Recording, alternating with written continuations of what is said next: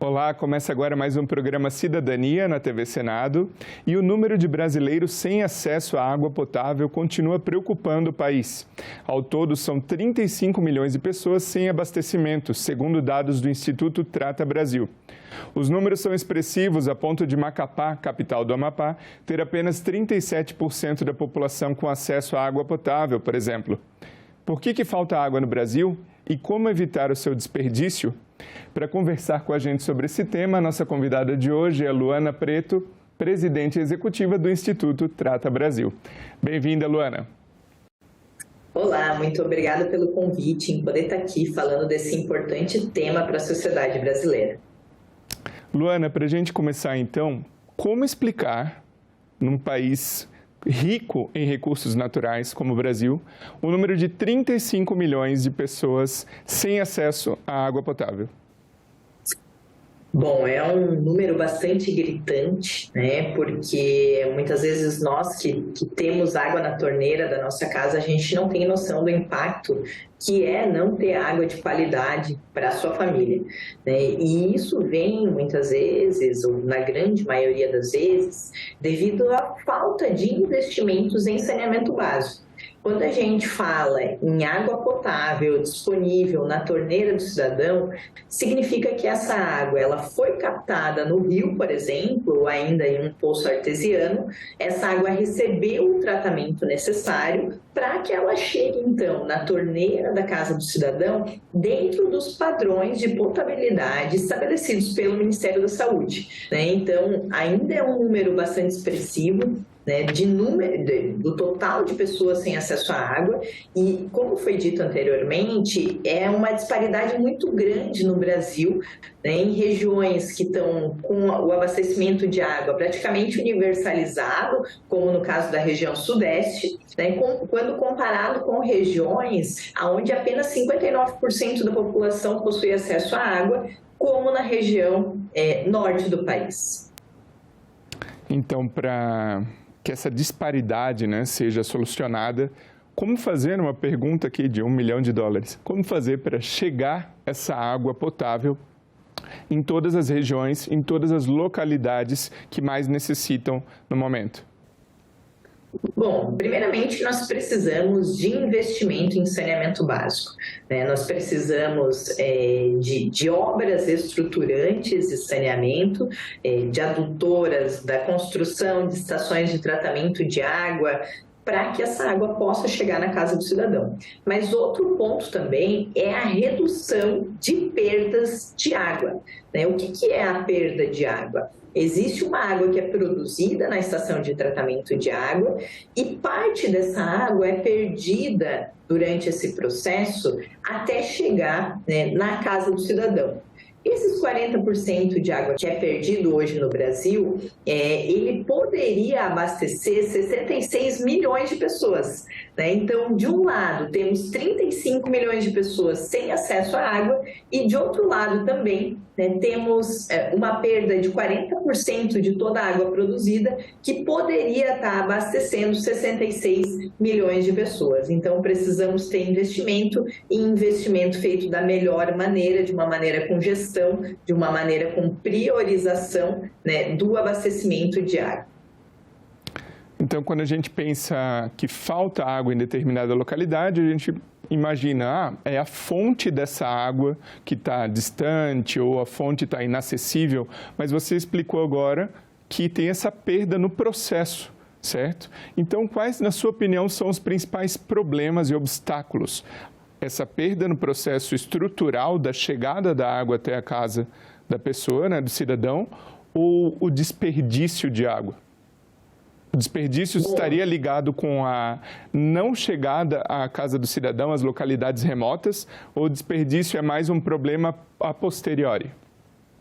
O desperdício, ele é aquele que ocorre dentro da casa do cidadão, né? Então, quando a gente fala de desperdício, a gente está falando daquela água utilizada para lavar o carro, daquela água que a gente deixa a torneira ligada na hora de escovar os dentes. Isso seria o desperdício. Existe, sim, uma possibilidade de redução do consumo de água uma janela de oportunidades, digamos, para a gente reduzir o desperdício, mas quando a gente avalia o volume de recurso hídrico que é perdido no processo produtivo de água do Brasil, esse volume ele é muito maior do que o volume desperdiçado do hidrômetro para dentro da casa do cidadão, né? Então, quando a gente fala que 40% dessa água produzida é perdida, é uma água que está sendo captada nos nossos mananciais, está tendo a adição de produtos químicos para o tratamento dessa água,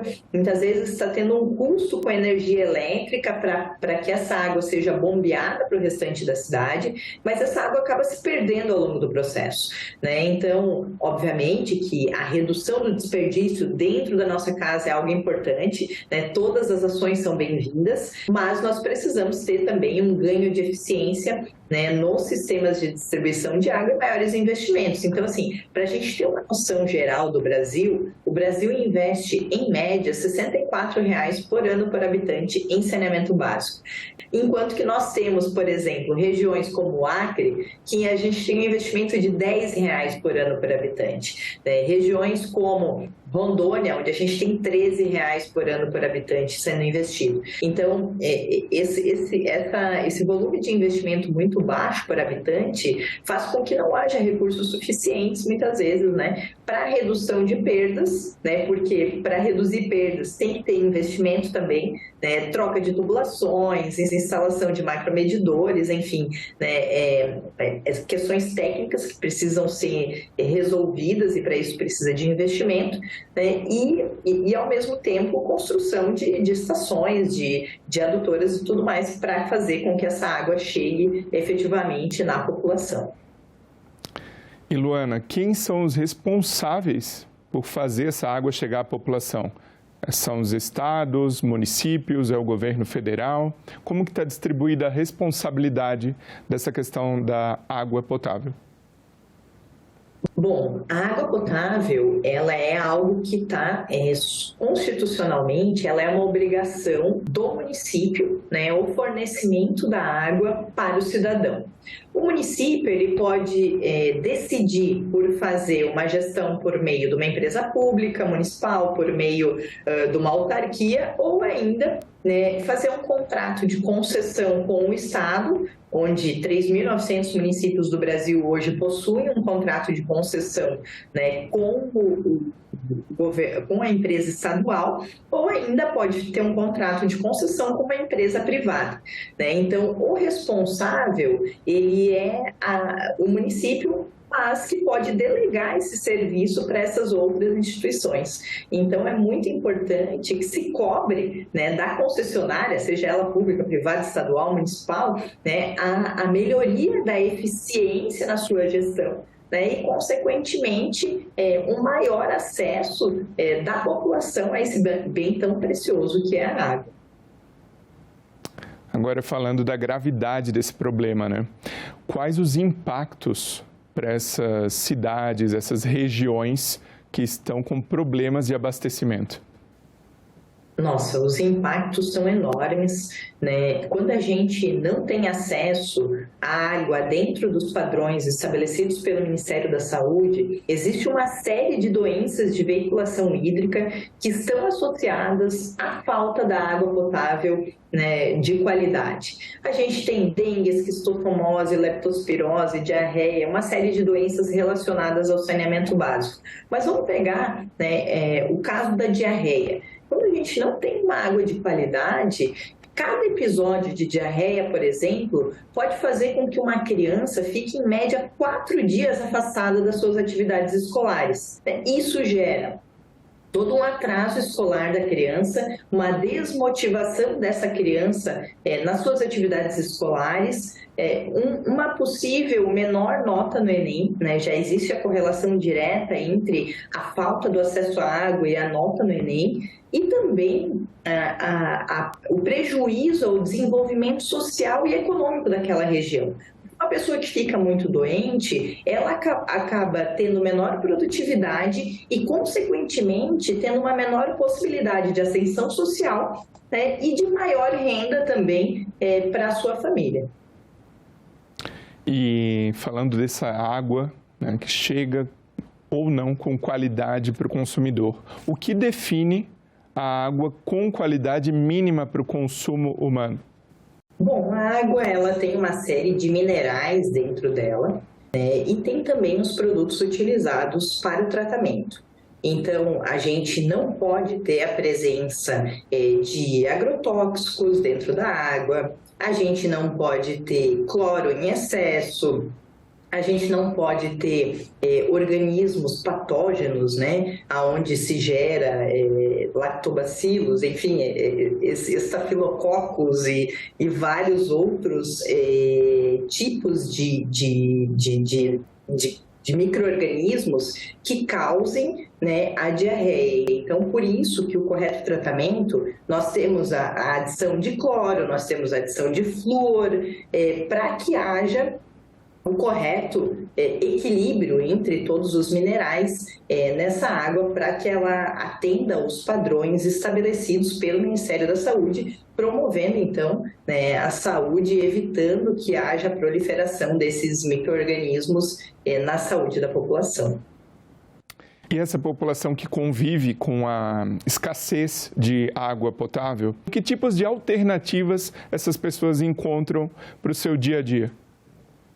Bom, essas pessoas elas precisam fazer o cozimento da água para tentar evitar, retirar a maior parte de micro-organismos que existem, né, nessa água que é captada, seja do rio, seja de um poço artesiano, né, podem lançar a mão ao uso do cloro, muitas vezes, quando feita a dosagem correta, né, desse uso para desinfecção dessa água, mas é sempre importante que a população busque, junto à sua Câmara de Vereadores, a Associação de Moradores, a Assembleia Legislativa, a solução para o problema da falta da água na sua região, né? Porque ficar buscando água em fontes alternativas é sempre um problema muito grande para a saúde daquela população, né? E como a própria Constituição coloca o direito à água como algo fundamental para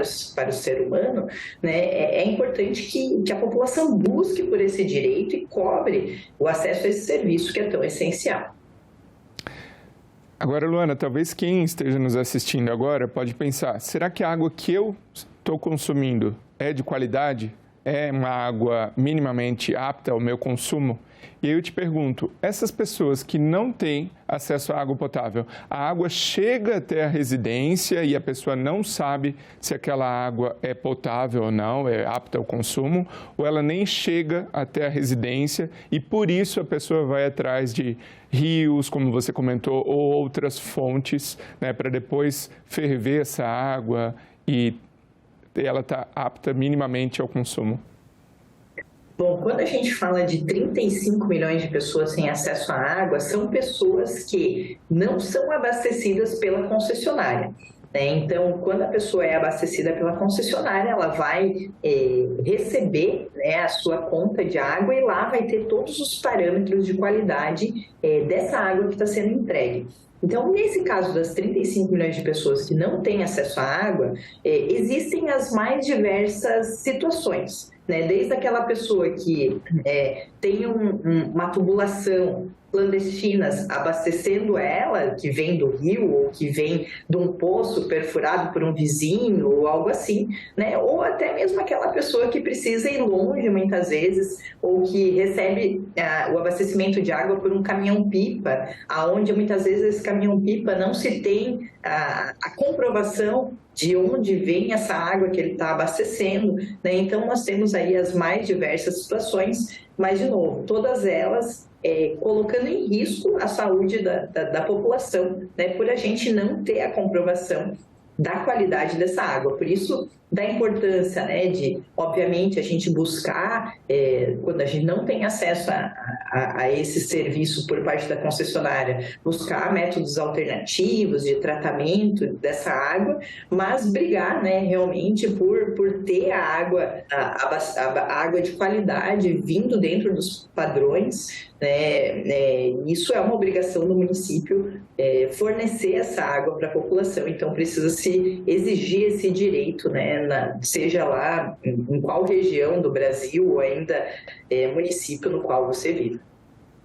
Você comentou agora há pouco dos males, né, dos impactos, inclusive impactos progressivos, né, chegando a impactar em outras searas da vida da pessoa, como no ensino, perder aulas porque teve uma diarreia em função de uma água inapropriada para o consumo, certo?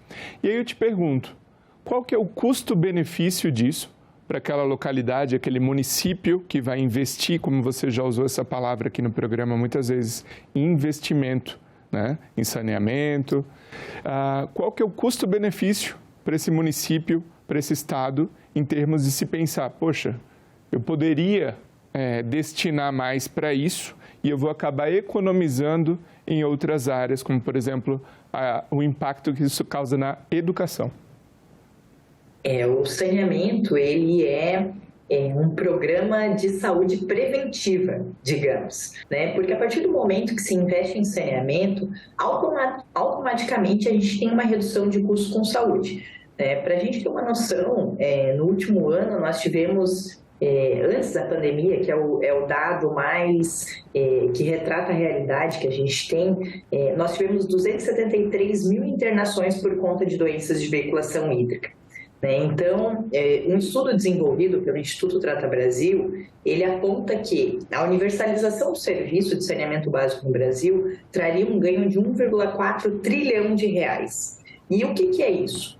Isso desde de redução de custos com saúde até ganho de produtividade. Então, o Brasil poderia ter 400 bilhões de reais de ganho com produtividade, né? Porque as pessoas vão faltar menos no trabalho, as pessoas vão poder progredir mais no seu trabalho, né? Seja ele um trabalho de CLT ou ainda um trabalho autônomo, né? Nós temos um ganho de valorização imobiliária de quase 50 bilhões de reais, nós temos um ganho com turismo de praticamente 80 bilhões de reais, né? Então, o investimento em saneamento básico, ele é algo que no curto, no médio e no longo prazo traz um benefício muito maior, né, do que aquele investimento que foi feito. Então, a gente tem aquela máxima da Organização Mundial que coloca que a cada R$1 investido em saneamento básico, nós temos R$4 de economia com saúde, né? E não só isso, não colocaria aqui só a saúde, né? Colocaria, então, a produtividade, colocaria a valorização imobiliária, o ganho com turismo, e sem contar, né, toda a perspectiva que muitas vezes é intangível do meio ambiente, que está associado, né, com o investimento em saneamento básico, ter os nossos rios mais vivos e limpos, ter, enfim, né, tudo que se associa com essa infraestrutura que é tão importante para o desenvolvimento do nosso país. Você falou meio ambiente e o tema do nosso programa, água potável. Eu te pergunto, qual que é a sua avaliação hoje das campanhas de conscientização no Brasil em relação ao desperdício de água? Bom, eu acho que a gente pode fazer muito mais do que a gente faz hoje. Eu acho que já temos aí programas muito bem estruturados, principalmente com crianças, em relação à redução do desperdício. Mas esse é um tema que nós precisamos aprofundar cada vez mais.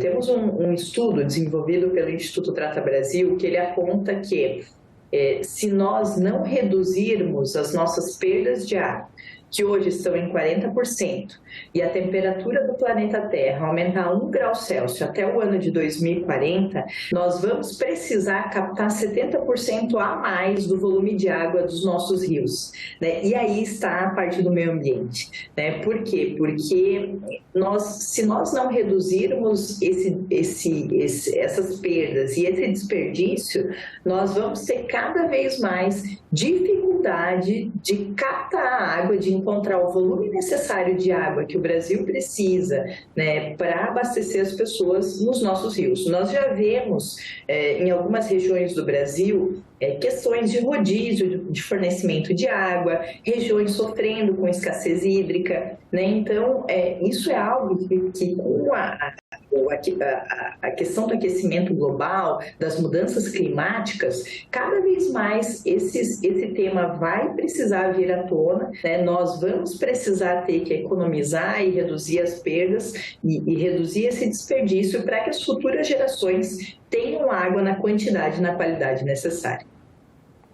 Você falou em captar água, né? Então, quais as fontes de captação de água e qual é o risco da água no planeta acabar num horizonte futuro? Bom, a maior parte da água hoje é captada nos nossos rios, né, que é a captação superficial que a gente fala. Mas temos também, né, muita captação por poços artesianos. Mas nós já vemos em muitas regiões a situação do poço secar. Então, aonde a gente tem uma escassez durante determinada época do ano, esse poço acaba secando e aquela fonte alternativa, que é o poço de abastecimento de água, ela não existe mais e a população acaba ficando, né, sem o fornecimento de água por conta dessas secas, dessa intermitência na água existente nesse poço, né? E da mesma forma, nos nossos rios, nós acabamos tendo uma água de pior qualidade, né, por conta também das secas e uma água até mais difícil de tratar, né, para poder fazer ela chegar dentro dos padrões estabelecidos pelo Ministério da Saúde. Então, é difícil a gente falar até quando teremos água, né, porque a população também ela vai crescendo, os usos eles são os mais diversos, mas espera-se que esse tema, né, água e esse tema que envolve todos os aspectos ESG estejam cada vez mais em pauta, né, para que a nossa eficiência nos sistemas de distribuição seja cada vez maior e que as pessoas também possam ser cada vez mais conscientes da importância desse bem que é a água e que pode, né, faltar no futuro caso a gente não tome as devidas providências nos dias de hoje. Para a gente encerrar então, Luana, muita gente defende o consumo de água de um tipo ou de outro. Eu queria que você explicasse qual que é a água mais pura para consumo. É uma água mineral que eu adquiro no mercado? É a água da fonte, direto da fonte? É a água fervida? É a água filtrada? Então, qual é a água para nós, no nosso dia a dia, mais saudável para o nosso consumo?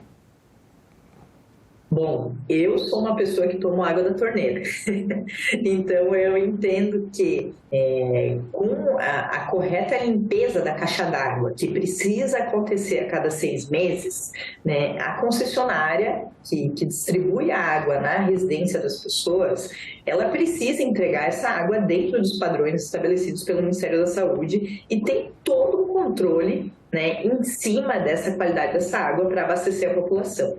Então, na minha visão, tomar a água da torneira, desde que haja correta limpeza dessa caixa d'água, é o mais acertado. A gente tem a comprovação, né, da qualidade dessa água na nossa fatura da conta de água. Lá tem todos os padrões dessa água que está chegando, né, e é algo muito mais seguro do que tomar água de uma fonte, que muitas vezes a gente não sabe qual é a origem, né, da fonte lá do seu começo, desde a nascente daquela água até o ponto onde a gente capta, ou ainda tomar água de um poço, que muitas vezes também pode estar contaminado com metais pesados e tudo mais. Então, a água que chega na nossa torneira, eu entendo que ela é sim uma água de qualidade e a gente precisa cada vez mais incentivar, né, o consumo dessa água.